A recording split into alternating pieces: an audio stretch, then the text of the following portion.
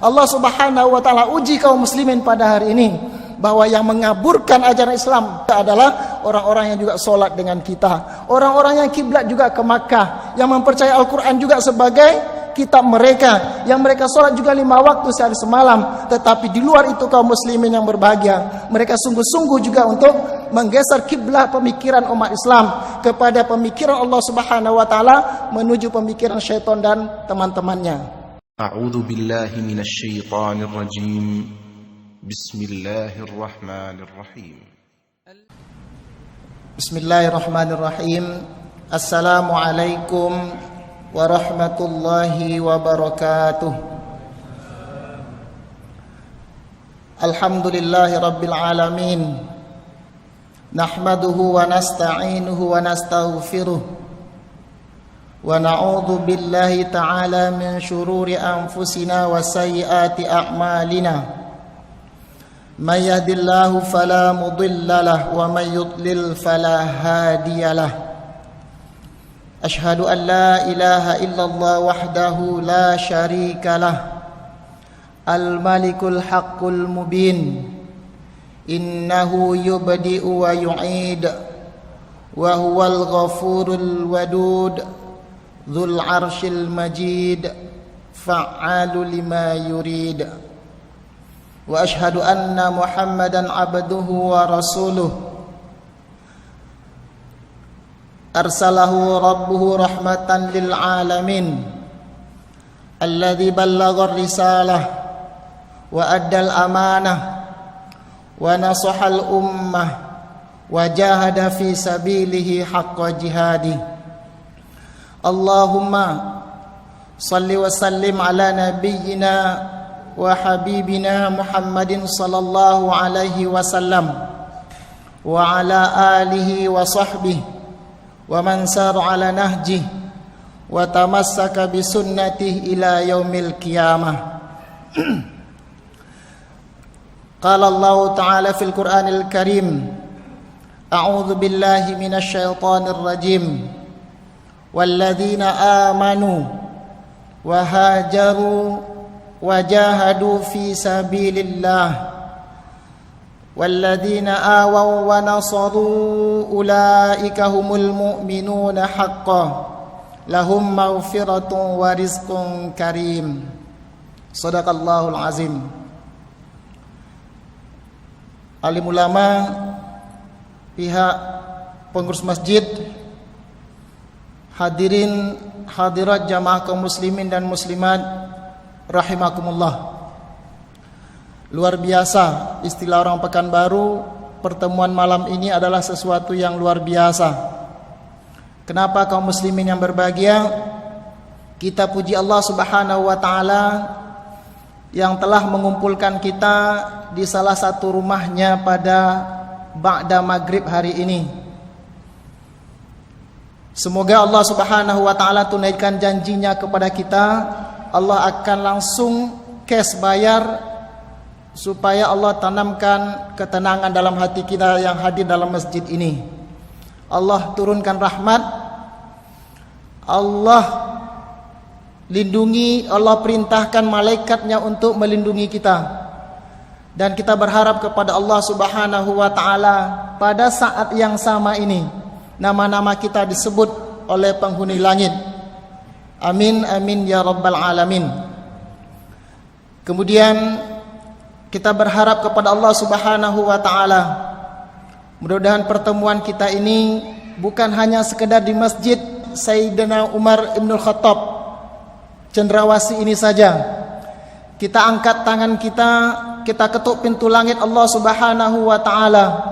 Semoga pertemuan kita pada malam hari ini dilanjutkan oleh Allah Subhanahu wa taala dengan perkumpulan kita satu saat di surga Allah Subhanahu wa taala. Karena Bapak Ibu sekalian, tidak ada gunanya kita di sini bersama. Tidak ada gunanya kita di sini berkumpul kalau suatu saat di akhirnya di hari yang paling menentukan kehidupan manusia kita berpisah. Nauzubillahi min dzalik. Maka kita berdoa kepada Allah Subhanahu wa taala, pertemuan kita, perkumpulan kita hari ini dilanjutkan oleh Allah Subhanahu wa taala pada waktu di akhirat kelak nanti. Kita juga berharap hari ini adalah tanggal 10 Muharram. Kita berdoa kepada Allah Subhanahu wa taala bagi kita yang tadi melaksanakan puasa Asyura atau sebelumnya puasa Tasu'ah. 9 hari bulan Muharram dan 10 hari bulan Muharram ini diterima oleh Allah Subhanahu wa taala dan diganjar dengan kebaikan. Karena kaum muslimin yang berbahagia, hanya kebaikan itulah yang akan menolong kita nanti. Lupakah kita ketika Rasulullah sallallahu alaihi wasallam berpesan kepada kaumnya, kepada puaknya, bahkan kepada ananda tercinta Fatimah binti Muhammad sallallahu alaihi wasallam. Rasulullah pernah bersabda, "Ya Fatimah binta Muhammad sallallahu alaihi wasallam, salini ma syi'ti min mali." Wahai Fatimah, silakan engkau minta apa saja yang engkau mau dari harta yang aku punya. Wala ugni anka minallahi syai'a. Tetapi ingat Fatimah, suatu saat nanti saya tidak bisa tolong engkau ketika azab Allah Subhanahu wa taala datang. Orang hari ini banyak memprogram bagaimana hidup enak, bagaimana hidup nyaman, tetapi orang lupa bagaimana cara mati dengan enak dan mati dengan nyaman. Bahkan lebih dari itu, orang lupa bagaimana nasib kita setelah mati nanti juga enak sebagaimana program kita hidup enak di dunia ini. Salawat dan salam kita sampaikan pula kepada Rasulullah sallallahu alaihi wasallam. Beliau adalah uswah kita, beliau adalah qudwah kita. Cuma ada sedikit perbedaan Bapak Ibu sekalian. Tugas kita harus mencintai Rasulullah. Apa beda cara kita mencintai Rasulullah dengan cara kita mencintai Allah Subhanahu wa taala? Jadi ada sedikit perbedaan. Kenapa, bagaimana cara mencintai Allah dan mencintai Rasulullah? Kalau mencintai Allah, kita cintai Allah itu karena zatnya. Tetapi kalau kita cintai Rasulullah Muhammad SAW bukan karena Muhammad itu, tetapi kita cintai Rasulullah karena perintah Allah Subhanahu wa taala. Ini perlu didudukkan betul, sebab banyak orang yang memberikan hak kepada Rasul itu melebihi hak dia sebagai seorang Rasul. Bahkan hari ini banyak yang mengatakan Muhammad Rasulullah itu adalah sesuatu yang lebih dari Rasul sallallahu alaihi wasallam. Ini perlu kita gariskan. Kenapa kita jadikan Rasulullah sallallahu alaihi wasallam sebagai qudwah atau contoh? Banyak Ustaz Mukhtar sudah sampaikan di mana-mana dan berkali-kali. Kenapa kita jadikan Rasulullah itu sebagai uswah dan qudwah, pemimpin? Pada malam hari ini kita kutip saja dua. Pertama, kenapa kita jadikan Rasulullah SAW Muhammad bin Abdullah SAW itu sebagai qudwah? Satu, Rasulullah itu tidak pernah merasa dirinya diganggu dan Rasulullah tidak akan pernah melawan. Rasulullah tidak akan pernah membalas kalau seandainya yang disakiti itu kepentingan pribadi dan dirinya. Jadi kalau urusan pribadi disakiti oleh orang, Rasulullah pasti maafkan. Tetapi Rasulullah urusan agama, baru Rasulullah akan marah sekali kalau agama Allah Subhanahu wa taala dilecehkan. Karena hari ini perlu kita sadari bersama, banyak orang yang mengaku pengikut Rasulullah SAW. Kalau urusan pribadi dia diganggu, dia marah. Tapi kalau urusan agama Allah Subhanahu wa taala dilecehkan, dia diam 1000 bahasa, seakan-akan tidak ada kepentingannya di situ. Padahal wallah, demi Allah, Rasulullah SAW kalau pribadinya diganggu, disakiti, diludahi, dilempari dengan macam-macam yang tidak pantas sebagai seorang pribadi Rasulullah, beliau pasti maafkan. Tetapi giliran agama Allah Subhanahu wa taala diganggu, Rasulullah bangkit dengan semangat untuk membela agama Allah Subhanahu wa taala. Inilah makanya kita jadikan Rasulullah sebagai panutan. Yang kedua, kaum muslimin yang berbahagia, Rasulullah SAW itu adalah pribadi yang terbaik. Secara pribadi dia punya akhlak yang baik. Maka Rasulullah SAW tidak pernah ditolak oleh kafir Quraisy. Rasulullah SAW tidak ditolak oleh kaum kafir pada waktu itu. Yang ditolak itulah pribadinya, bukan karena pribadinya itu memiliki akhlak yang baik. Tetapi Rasulullah SAW ditolak adalah karena ajaran yang dia bawa. Karena risalah yang dia perjuangkan itu, baru orang kafir, orang jahiliyah itu marah kepada Rasulullah SAW. Tepuk dada, tanya selera, di mana posisi kita dengan Rasulullah SAW. Umat Islam yang mengaku pengikut Rasulullah, jangan pernah kita ditolak karena buruknya akhlak kita. Tapi berbahagialah apabila kita dimusuhi karena kita tegakkan panji-panji Allah dan panji Rasulullah sallallahu alaihi wasallam.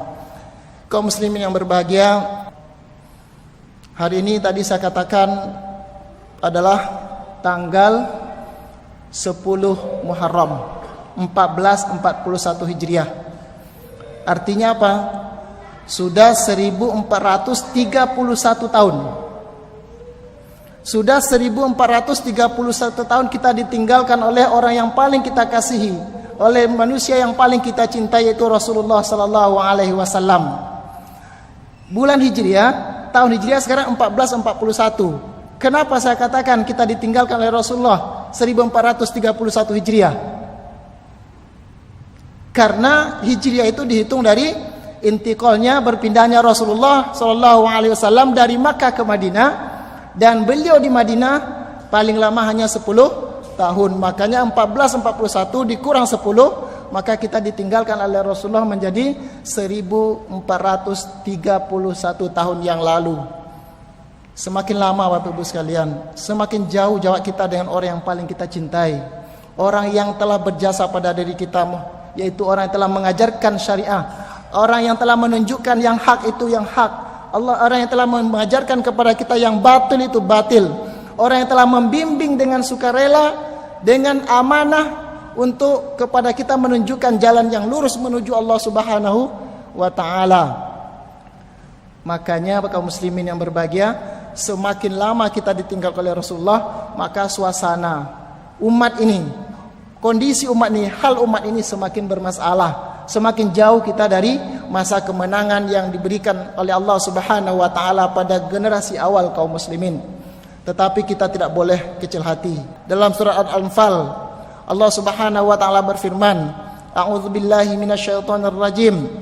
Walladzina amanu, dan orang-orang yang beriman, wahajaru, dan orang-orang yang berhijrah, wajahadu fi sabilillah, dan orang-orang yang senantiasa sungguh-sungguh berjihad di jalan Allah Subhanahu wa taala, walladzina awaw wa nasaru, dan orang-orang Ansor yang memberikan tempat kediaman bagi muhajirin pada waktu hijrah, wa nasaru, dan menolong mereka, ulaika humul mu'minuna haqqan, mereka itulah orang-orang mukmin sejati, lahum maghfiratun wa rizqun karim. Allah janjikan bagi mereka yang berbuat 4 hal tadi, iman, hijrah, jihad, dan saling menolong kaum muslimin, Allah janjikan kepada mereka maghfirah, ampunan, dan rezeki yang mulia atau rezeki yang murah dari Allah Subhanahu wa taala. Ada 4 hal kaum muslimin: iman, jihad, hijrah, iman, hijrah, jihad, dan saling menolong kepada kaum muslimin. 4 hal inilah menjadi kekuatan umat Islam yang walaupun kita sudah lama ditinggalkan oleh Rasulullah SAW, tetapi insyaAllah ta'ala masih ada pusaka yang kita pegang erat, yaitu Al-Quranul Karim, yang salah satu ayatnya itu mengajarkan kepada kita ada 4 syarat supaya umat ini bertahan dalam kejayaan, yaitu iman, hijrah, jihad, dan saling menolong kepada kaum muslimin. Saudaraku yang berbahagia, dulu sebelum masa ini, kata jihad adalah sesuatu yang sangat ampuh. Kata jihad adalah sesuatu yang menjadi senjata kaum muslimin. Kata jihad adalah sesuatu yang ditakuti oleh musuh-musuh Allah Subhanahu wa taala sampai hari ini.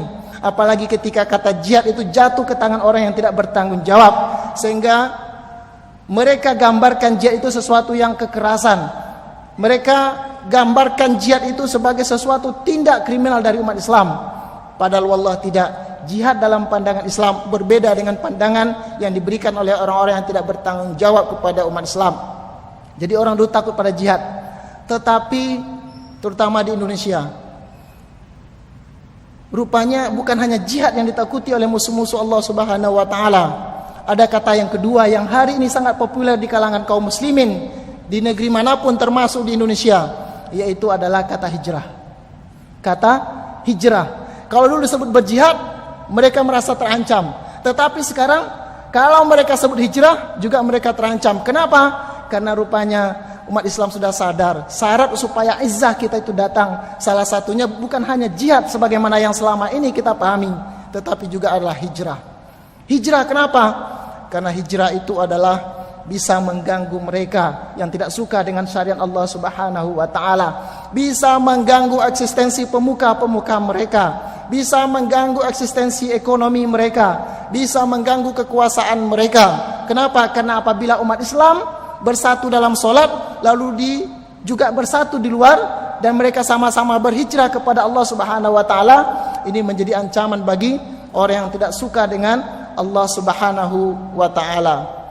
Di Indonesia berapa waktu yang lalu, untuk menunjukkan siapa yang perlu diwaspadai adalah mereka yang menyatakan dirinya sebagai orang sudah berhijrah kepada Allah Subhanahu wa taala. Jadi sudah bertambah laqab atau gelar kepada umat Islam. Dulu umat Islam takut itulah para mujahid. Sekarang yang ditakuti kepada umat Islam oleh musuh-musuh Allah termasuk adalah orang-orang yang berhijrah. Hijrah community atau komunitas hijrah adalah orang yang ditakuti hari ini di mana-mana, termasuk di negeri kita. Karena itu kaum muslimin yang berbahagia, pada waktu yang singkat ini kita akan coba uraikan sedikit saja tentang, karena hijrah ini adalah syarat mutlak untuk kebangkitan umat Islam, maka apa langkah kita untuk melakukan hijrah tersebut supaya janji Allah Subhanahu wa taala memberikan izzah kembali, janji Allah Subhanahu wa taala untuk memberikan wibawa kepada umat Islam, didatangkannya kembali kepada kita. Maka perlu kita lakukan, ada langkah-langkah yang perlu kita jalani bersama dalam melaksanakan hijrah. Langkah itu secara singkat ada 3, kaum muslimin yang berbahagia. Pertama, sebelum saya sampaikan yang pertama, hijrah itu sudah berbeda dengan hijrah yang zaman Rasulullah SAW. Kalau hijrah dulu adalah intiqal min makan ila makanin akhar, yaitu berpindahnya jiwa dan raga, fisik kita dari satu tempat ke tempat yang lain. Kita puji Allah Subhanahu wa taala, Allah hidupkan kita di negeri mayoritas kaum muslimin. Allah hidupkan kita di negeri aman. Maka hijrah, tidak mungkin kita hijrah dari negeri kita. Maka kata Rasulullah sallallahu alaihi wasallam, hijrah bagi kita sekarang adalah hijrah kepada Allah Subhanahu wa taala tanpa kita meninggalkan kampung halaman kita. Dan kita kaum muslimin yang berbahagia harus tahu juga, perintah hijrah ini adalah perintah yang senantiasa ada sampai hari kiamat. Dan perintahnya tidak akan terputus sampai terputusnya taubat, dan taubat tidak terputus sampai kepada matahari terbit sebelah barat. Artinya apa? Sampai kiamat perintah hijrah akan tetap diperintahkan oleh Rasulullah sallallahu alaihi wasallam. Yang pertama supaya hijrah ini baik kaum muslimin yang berbahagia adalah al-hijratu atau hijratul fikr wal faham. Ini ingat, hijrah yang pertama yang mesti kita lakukan itu adalah berubahnya, berpindahnya cara fikir dengan pemahaman kita terhadap agama Allah Subhanahu wa taala. Orang berhijrah harus dimulai dengan merubah mindset pemikiran dia terhadap agama. Orang yang berhijrah adalah orang yang harus diubah pertama sekali cara pandang dia terhadap dunia. Sehingga sebaiknya hijrah dalam hal ini adalah hijrah dari syirik kepada tauhid. Hijrah dari yang diharamkan oleh Allah Subhanahu wa taala kepada yang dihalalkan oleh Allah Subhanahu wa taala. Kaum muslimin yang berbahagia, untuk memperbaiki pemahaman inilah Rasulullah sallallahu alaihi wasallam berjuang keras minimal 13 tahun di Makkah. Itu hanya untuk meluruskan pemahaman kaum kafir, meluruskan pemahaman jahiliyah pada waktu itu supaya dia lurus pemahamannya terhadap Allah Subhanahu wa taala. Pondasi akidah yang pertama yang harus diperbaiki ketika kita umat ini ingin hijrah secara bersama-sama. Jadi kita nggak mungkin hijrah yang lain sebelum pemahaman kita terhadap agama Allah Subhanahu wa taala itu benar. Tapi apakah musuh-musuh Allah diam terhadap keinginan kita hijrah untuk mendapatkan manhaj yang benar, untuk kembali kepada jalan siratal mustaqim yang lurus? Apakah musuh-musuh Allah Subhanahu wa taala akan membiarkan kita untuk beragama sebagaimana diajarkan Rasulullah? Ternyata tidak, kaum muslimin yang berbahagia. Hari ini yang paling aktual, yang barangkali kita di sini pernah juga. Ternyata orang ketika kita semangat kita untuk lurus pemahaman agama kita, benar pemahaman agama kita sebagaimana yang diajarkan oleh Rasulullah, ternyata ada juga kelompok yang sakit hati yang terus berusaha juga untuk melencengkan pemahaman umat Islam. Dan yang lebih hebat, kalau yang membuat pemahaman umat Islam itu tidak benar adalah orang di luar kita, maaf ghairu muslim atau orang kafir, tidak masalah karena kerjanya mereka begitu. Tetapi Allah Subhanahu wa taala uji umat akhir zaman ini. Allah Subhanahu wa taala uji kaum muslimin pada hari ini bahwa yang mengaburkan ajaran Islam adalah orang-orang yang juga sholat dengan kita, orang-orang yang kiblat juga ke Makkah, yang mempercayai Al-Quran juga sebagai kitab mereka, yang mereka sholat juga 5 waktu sehari semalam. Tetapi di luar itu kaum muslimin yang berbahagia, mereka sungguh-sungguh juga untuk menggeser kiblat pemikiran umat Islam kepada pemikiran Allah Subhanahu wa taala menuju pemikiran syaitan dan teman-temannya. Baru-baru ini sahabat atau kolega kami di Universitas Islam Negeri Sunan Kalijaga, Yogyakarta. Pernah dengar Yogyakarta ya? Untuk mengambil tesis atau disertasi doktor PhD-nya, yang juga adalah notabene-nya adalah orang yang bergerak di bidang agama. Beliau mengambil disertasinya yang ujungnya berkesimpulan bahwa beliau menghalalkan zina atas nama milkul yamin. Ini yang terakhir kemarin. Hebatnya ketika dikritik, beliau merasa benar. Jadi lebih baik lagi kaum muslimin yang berbahagia ketika orang itu kita kritik, dia membela kita karena dia tahu itu kesalahan. Tetapi yang paling parah itu orang yang berbaju dengan kita, yang pakai peci sama dengan kita, berani menentang ajaran Allah Subhanahu wa taala. Ini juga fitnah di akhir zaman yang dihadapi oleh kaum muslimin, yang saya kira bukan hanya di Indonesia, suatu saat akan menggejala seluruh bumi Allah Subhanahu wa taala, karena Allah menguji kita. Siapa yang sungguh-sungguh ingin kembali kepada jalannya, maka Allah juga takdirkan ada orang-orang yang menyimpangkan agama Allah Subhanahu wa taala. Kesimpulan disertasinya itu kaum muslimin yang berbahagia, beliau dengan bangga dan merasa bertanggung jawab menghalalkan hubungan suami istri tanpa ada akad nikah yang sah, yang dalam bahasa kita disebut dengan zina. Tetapi itu dia ubah istilahnya dengan non marital, orang yang tidak punya akad nikah. Dan ini mendapat tanggapan luar biasa dari kaum muslimin. Dan yang hebat lagi, kalau saya melihat bukan itu saja masalah, yang hebat lagi para pengujinya, orang yang meluluskannya, profesor-profesor, ada 7 orang yang meluluskannya itu.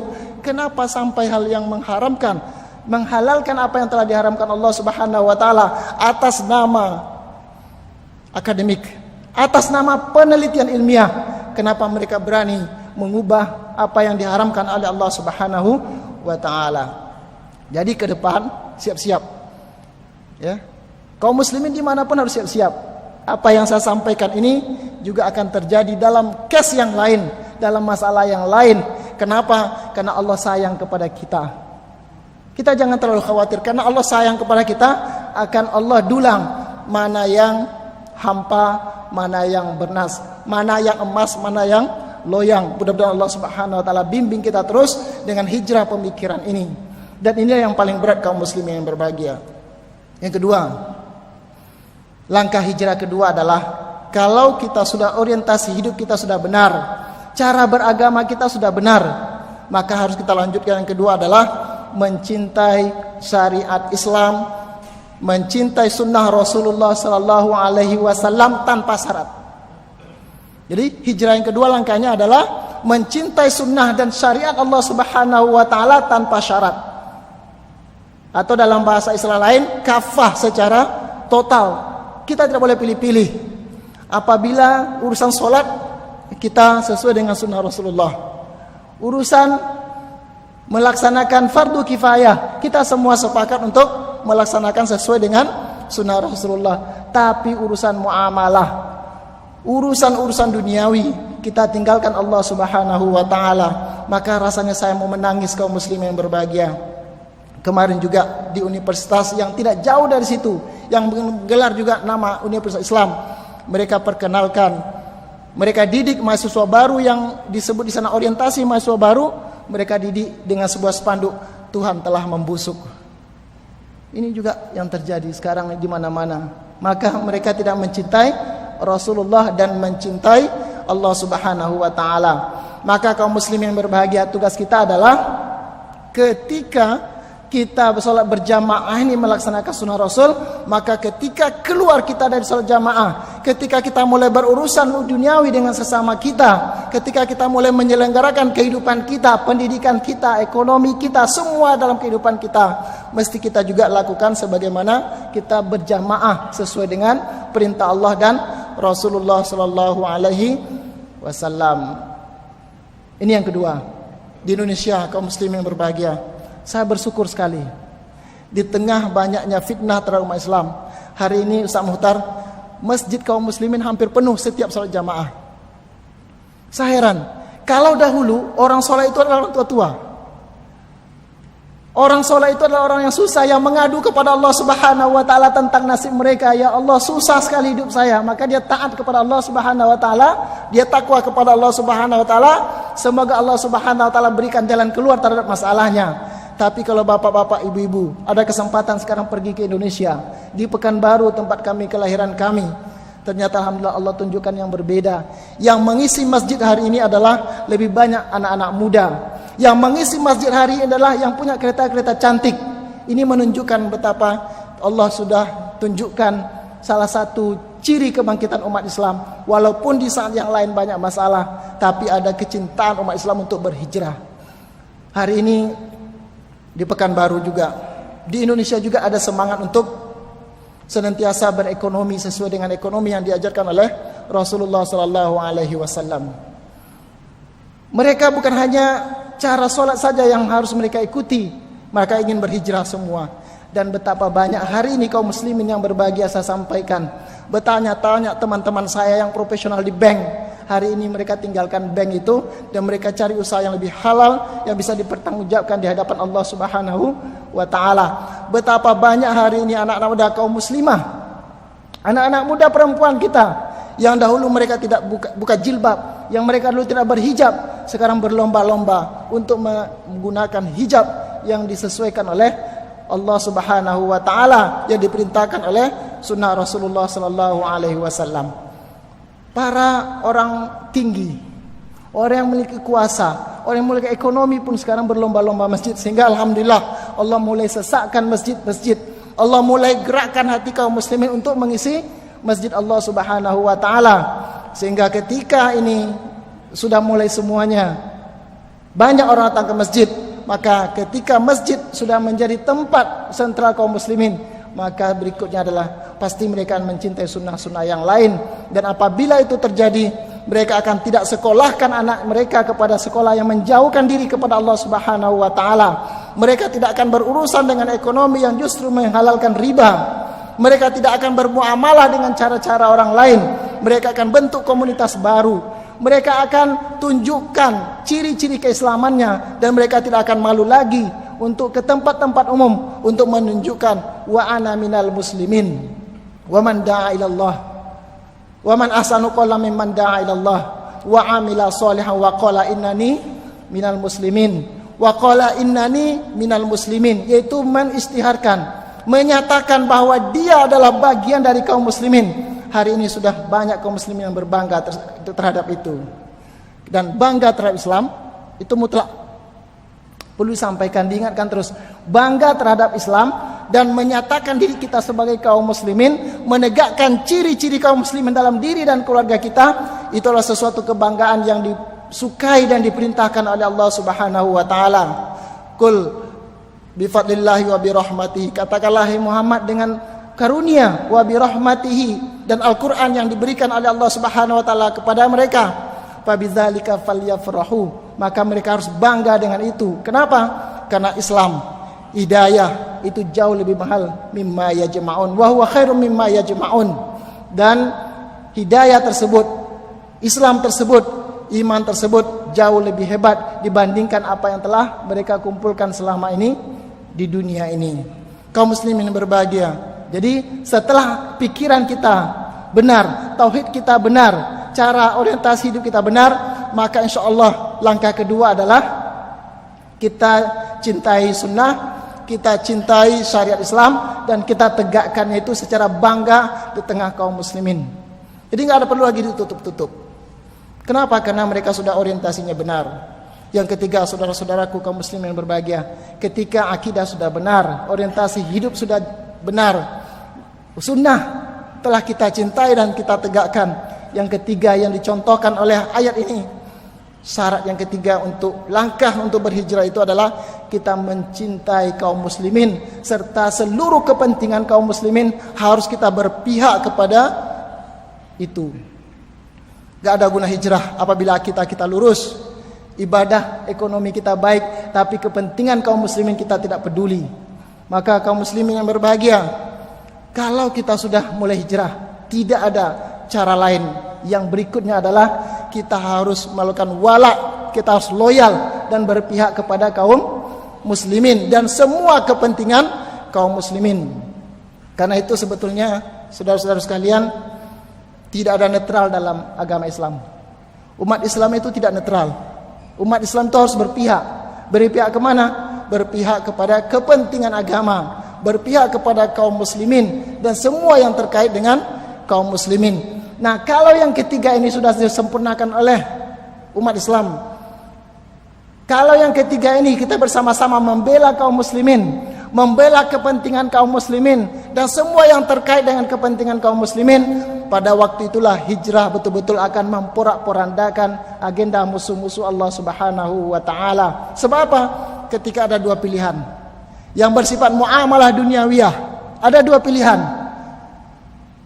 Ini awalnya adalah mubah, perkara mubah, jual beli misalnya. Ada dua pilihan. Maka ketika orang sudah berhijrah, dia pasti mendahulukan apa yang disediakan oleh kaum muslimin, karena itu ada kepentingan kaum muslimin. Di tempat kami hari ini juga perjuangannya berat sekali. Berat sekali orang mau berpihak kepada kaum muslimin. Bahkan yang lebih hebat lagi, yang paling kita khawatir kaum muslimin yang berbahagia, justru orang-orang Islam tidak berpihak kepada kepentingan kaum muslimin. Sebagai penutup, dalam surah Al-Baqarah itu ada 3 model manusia. Pertama mukmin, yang kedua adalah kafir, yang ketiga adalah munafik. Menghadapi kaum muslimin adalah menghadapi orang beriman enak sekali, dan menghadapi kaum kafir juga sangat enak. Yang susah itu adalah menghadapi orang-orang munafik yang bajunya sama dengan kita, yang kadang barisannya sama dengan kita, tetapi suatu saat yang paling penting di mana keberpihakannya, ternyata mereka meninggalkan kita dan mereka lebih berpihak kepada musuh-musuh kita. Semoga Allah Subhanahu wa taala bimbing kaum muslimin, terutama jamaah di sini, untuk senantiasa diberikan hidayah oleh Allah Subhanahu wa taala dan diberikan jalan yang terbaik untuk mencintai Allah Subhanahu wa taala, mengubah hidup dia kepada akhirat dan meninggalkan dunia ini dengan ridho, dengan mencapai ridho Allah Subhanahu wa taala. Subhanakallahumma wa bihamdik, asyhadu an la ilaha illa ant, astaghfiruka wa atubu ilaik. Wassalamualaikum warahmatullahi wabarakatuh.